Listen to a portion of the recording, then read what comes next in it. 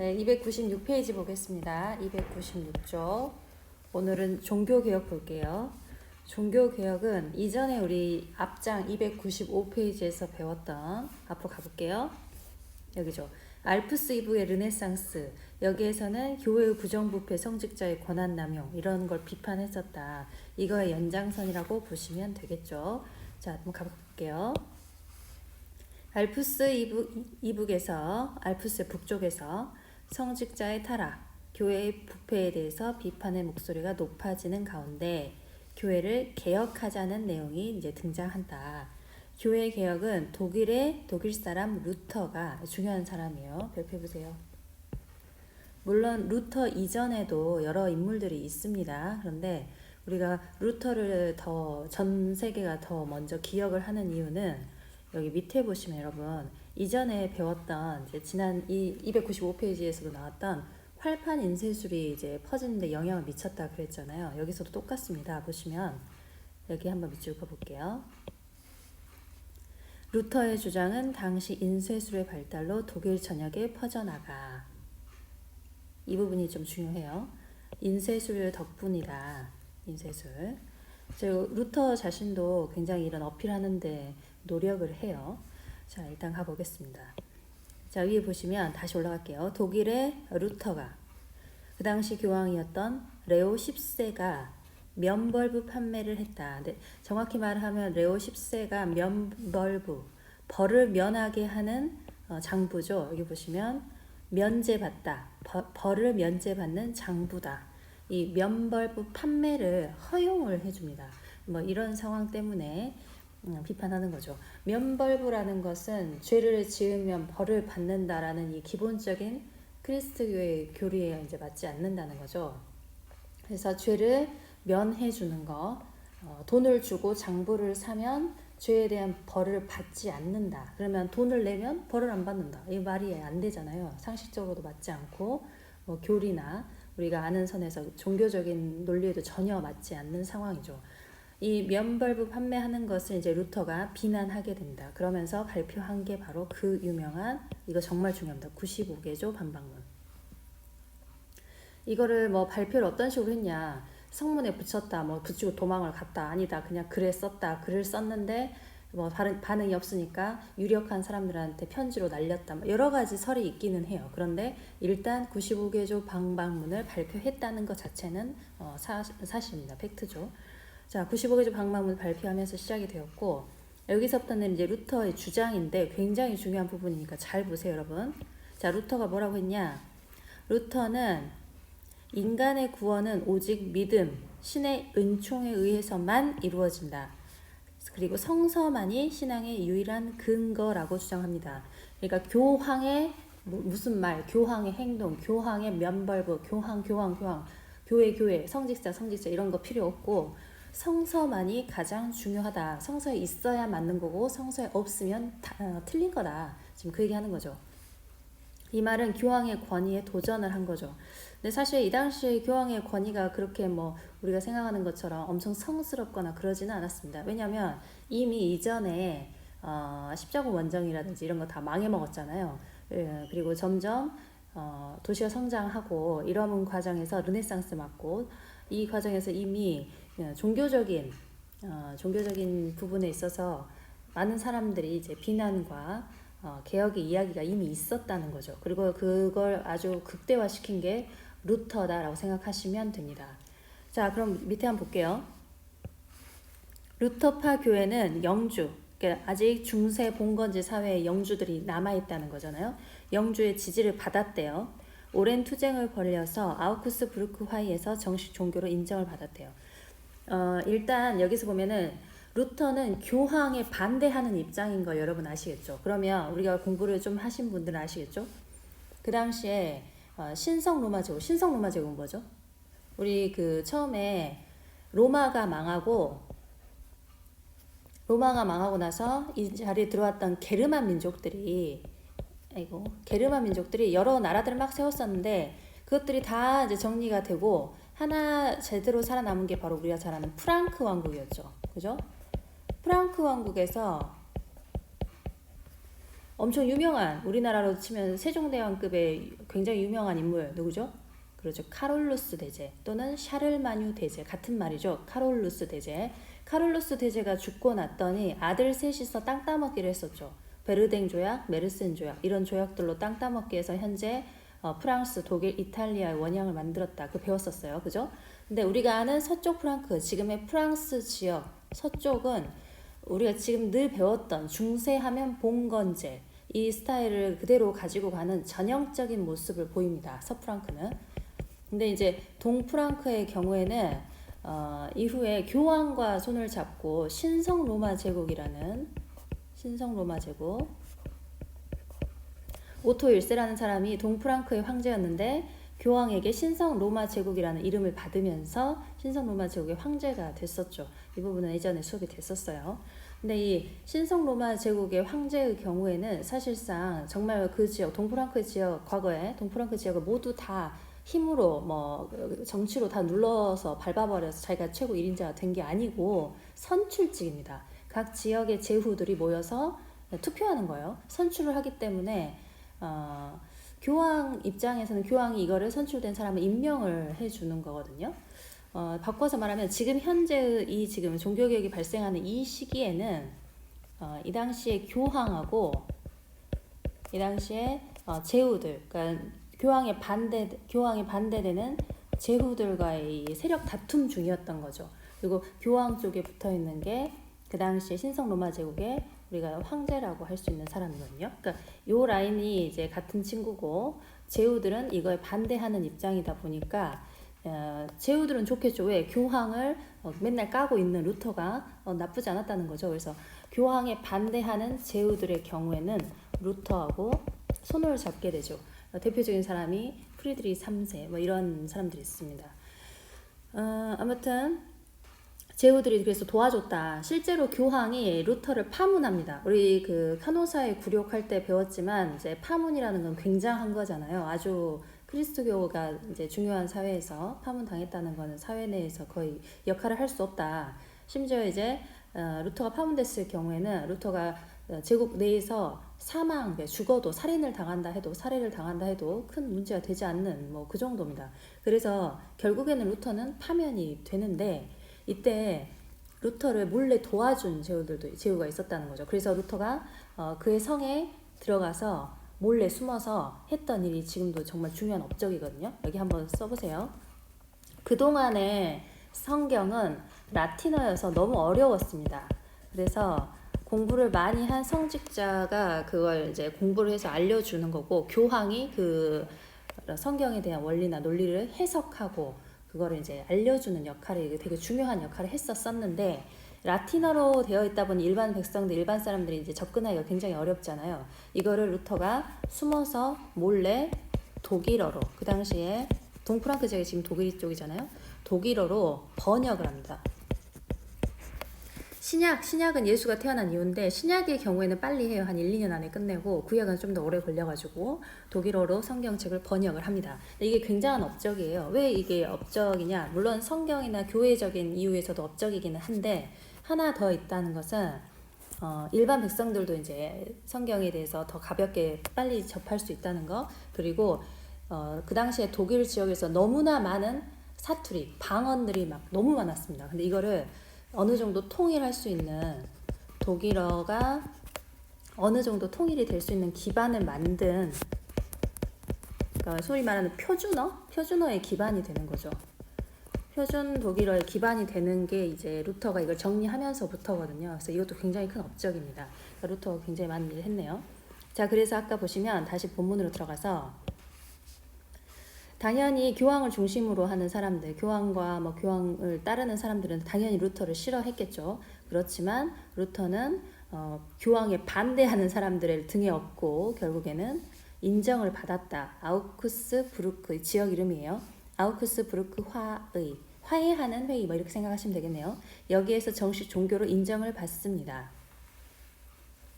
근데 여러분, 여기에서 조금 주의해야 될 게, 이 책 자체 이 내용만 그냥 보고 순수하게 받아들이면 루터가 만들어 놓은 이런 루터파 교회가 그냥 내 개인이 어떤 사람이든 뭐 괜찮다 생각하는 사람이 다 접근해서 다 믿을 수 있냐? 그게 아니고요. 여기서 특이한 거는 영주들이 선택을 해요. 아우크스부르크 화의에서 이야기한 거는 각 지역의 영주가 종교를 선택하거든요. 그래서 내가 사는 이 봉건제하의 이 장원에서 나의 영주가 루터파 교회를 선택하면 농노인 나도 그냥 그 루터파 교회 믿는 사람 되는 거예요. 그래서 이걸 믿는 건 개인의 자유가 아닙니다. 개인이 선택하는 게 아니고 누가 선택한다고? 영주가 종교를 선택하는 거예요. 그러니까 이건 좀 차이가 있죠. 우리 지금 현재 현대인들의 생각하고 조금 다른 거죠. 자, 그리고 갑자기 이제 영국 이야기가 나왔는데요. 이 이야기는 예전에 잠깐 한 적이 있었어요. 그죠? 엘리자베스 1세 아버지 헨리 8세가 이제 이혼하면서 캐서린하고 이혼을 하는 과정에서 교황하고 완전히 등을 돌리게 되죠. 그때 교황으로부터 독립을 했고 엘리자베스 1세 때 영국 국교회가 정식으로 성립이 됩니다. 보시면 이렇게 끊어야 돼요. 지금 좀 조금 교과서 애매하게 설명이 되어 있는데 헨리 8세가 교황으로 독립한 건 맞아요. 수장령이라고 해서 자신이 교황의 위치, 그러니까 영국 내에서는 자기가 교황인 거예요. 영국 내에서는 로마의 교황이 필요 없고 헨리 8세가 교황의 역할을 하는 거죠. 수장령이라고 쓸게요. 수장령. 그래서 수장이 되는 거예요. 헨리 8세가 교회의 수장이 되는 거죠. 그리고 영국 국교회가 성립된 거는 성립 자체는 엘리자베스 1세입니다. 엘리자베스 1세가 영국 국교회를 성립시켰다. 여기 왼쪽에 보면 조그맣게 설명이 돼 있어요. 그죠? 영국 국교회. 의식은 로마 가톨릭과 비슷한데 교리는 신교고 어쩌고저쩌고 나와 있죠. 가장 중요한 거는 교황을 배제시키고 국왕이, 왕이 교회까지 모두 장악을 했다는 것입니다. 이 내용이 쉽진 않아요, 여러분. 그죠? 조금 힘내주세요. 여기 독일어 이야기 나와 있고요. 자, 종교개혁의 확산으로 가톨릭 교회의 권위가 무너지고 가톨릭교와 신교 사이의 끊임없는 다툼으로, 자, 여기서 말하는 가톨릭교는 우리가 지금 소위 말하는 성당, 그죠? 원래 있었던 교황이 가장 중요한 기존의 크리스트교를 말하죠. 근데 그거에 반대해서 지금 루터가 바득바득 대들고 교황에게 반대의 손을 들면서 새롭게 등장한 루터파를 중심으로 한 새로운 이제 종교가 신교입니다. 신교. 그러면 신교의 비교했을 때 가톨릭교는 옛날 거니까 뭐라고 하면 되죠? 옛날 구를 써서 구교라고 하면 되죠. 얘는 구교입니다. 구교.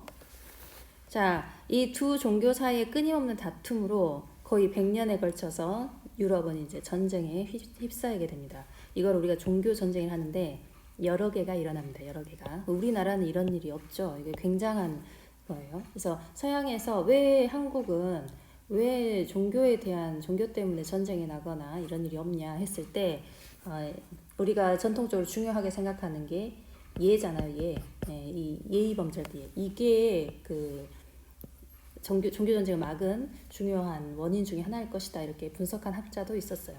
자, 아무튼 여기서 가장 중요하고 가장 끔찍하고 또 전쟁이 정말 그 새로운 무기로 완전히 그 판을 새로 짠 유럽 근세 전쟁의 가장 중요한 획을 그은, 그리고 정말로 막대한 피해를 입혔던, 현재 독일 지역 사람들이 너무나 많이 죽어야 했던 전쟁이 바로, 이건 꼭 기억하십시다. 30년 전쟁이랍니다. 30년 전쟁은 유럽 각국이 참여하는 국제 전쟁이래요. 정말 사람들이 많이 죽었고 온갖 나라들이 다 뛰어들어서 전쟁을 했고, 그 핑계는 사실 종교가 있지만 종교 내부에 있었던 그 나라 간의 정치 다툼, 세력 다툼 이런 것들이 다 짬뽕이 돼서 굉장히 복잡한 양상을 띱니다. 자, 아무튼 간에 국제전쟁을 30년 동안 했고, 이 전쟁은 1618년에 시작해서 30년이니까 언제 끝났겠어요? 48년에 끝났겠죠. 여기 보면 1648년 무슨 조약을 맺으면서 끝났다고? 그죠? 베스트팔렌 조약. 베스트팔렌 조약의 결과가 밑에 바로 나와 있죠. 개인에게 종교 선택의 자유가 주어졌다. 이전에 아우크스부르크 화의에서는 개인이 아니죠. 누가 선택했죠? 그죠? 영주가 선택했다 했잖아. 영주. 근데 이제는 베스트팔렌 조약은 개인에게 종교 선택의 자유가 주어집니다. 그리고 여기에서 베스트팔렌 조약 이후부터는 우리가 잘 아는 칼뱅 들어봤을까요, 여러분? 루터하고 칼뱅하고 이제 굉장히 중요한 사람이에요. 근데 이제 루터의 경우에 한 가지 더 말씀드리자면, 루터는 제후들의 입장, 즉 영주들의 입장을 굉장히 잘 반영한 사람이잖아요. 그래서 본인은 교황에게 반대하고 개혁해야 한다고 했지만, 농노들이 영주나 제후들한테 이제 대들거나 반란을 일으키는 것에 있어서는 농노들을 비난합니다. 그걸 원하지 않아요. 그래서 굉장히 그런 면에서는 이제 양면적인 모습을 보이거든요. 그래서 밑에 한번 가볼게요. 칼뱅입니다. 칼뱅. 스위스에서 이제 이야기가 나왔는데 보세요. 칼뱅이 이야기한 거는 예정설이래요. 예정됐다는 거죠. 인간의 구원, 네가 구원을 받을지 구원을 못 받을지, 네가 천국 갈지 지옥 갈지는 신이 이미 미리 정해놨다. 그래서 예정설입니다. 그러면 막 살아도 되겠네요. 그죠? 예정이 돼 있으니까 나는 막 살아도 천국 갈 걸로 되어 있으니까 막 살아도 되고, 나는 열심히 살아도 지옥 가기로 되었으니까 나는 또 그냥 막 살아도, 이게 아닙니다. 이게 아니고 예정됐으니까 너는 그 예정된 사람, 신도의 품위에 맞게 너는 구원받을 것이라는 확신을 갖고 잘 살아라. 그런 뜻입니다. 그럼 내용 한번 봐볼게요. 자, 스위스 칼뱅 여기 나왔죠. 자, 크리스트교 강요라는 건 책이에요. 글이에요. 글. 자, 인간의 구원은 여기서 뭐라고 했냐? 인간의 구원은 전지전능한 신의 의지에 의해서 미리 예정되어 있다. 그래서 무슨 설? 예정설. 인간은 어떤 짓을 해도 바꿀 수가 없다. 그런데 우리는 그때 중요합니다. 이게 뭐죠? 신도들은 나는 구원받을 거야 라는 확신을 가지라는 거죠. 확신을 가지고 별표해보세요. 세속적인 직업에 근면하게 종사하고 열심히 일해라. 이 말은 더 나아가서 생각하면 열심히 돈 벌어도 된다라는 뜻입니다. 아이고, 쌤 핸드폰에서 카톡이 와가지고 죄송합니다. 자, 그러니까 신도들한테 돈을 열심히 벌어라, 돈이 긍정적이다라는 사인을 보낸 거거든요. 이거는 이전에 천주교, 이전에 크리스트교, 교황이 중심이 됐던 로마 가톨릭의 내용과는 조금 다릅니다.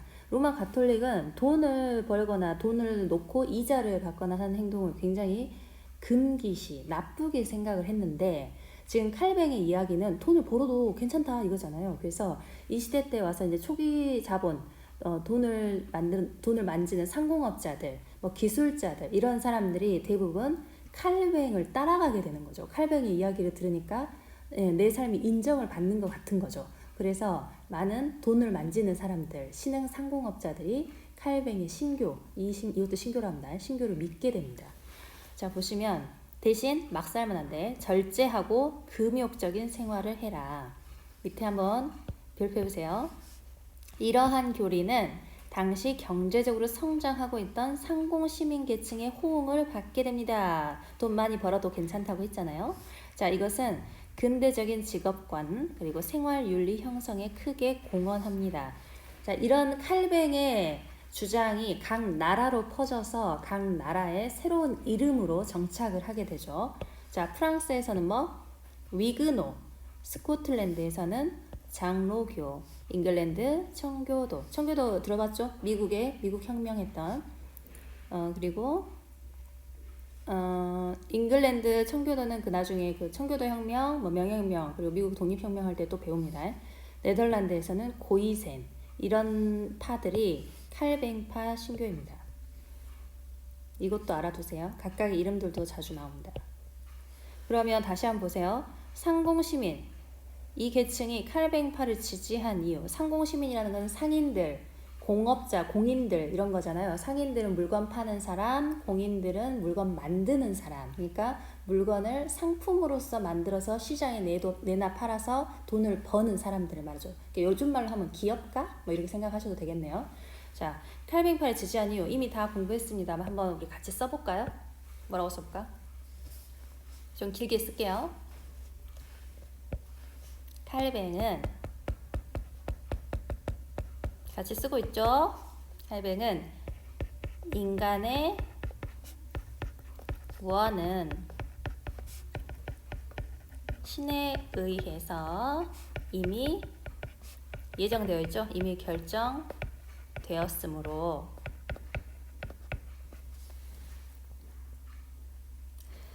자신이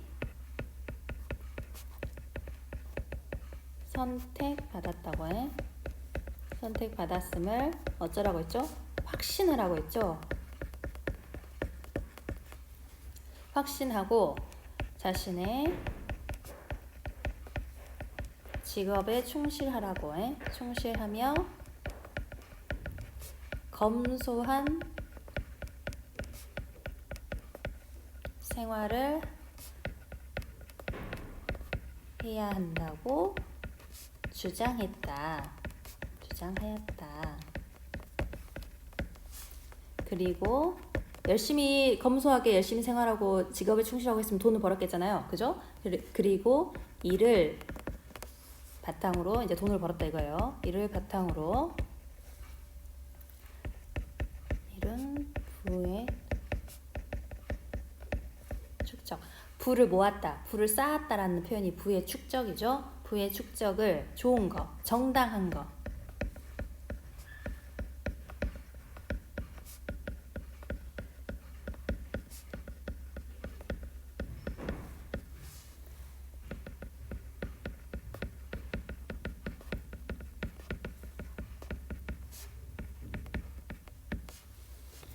자, 덕분에 이 칼뱅파 생각 덕분에 상공업자들이 이 생각에 이제 호응을 하고 더 열심히 노력을 했겠죠. 상공업에 더 열심히 매진했겠죠. 그 덕에 우리가 지금 잘 알고 있는 자본주의 발전에 기여했습니다.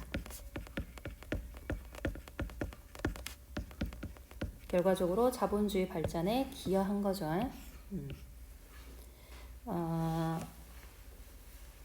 종교개혁 이야기까지 했는데 내용이 쉽진 않죠. 그래서 이 한 페이지밖에 안 되지만 상당히 어려운 내용입니다.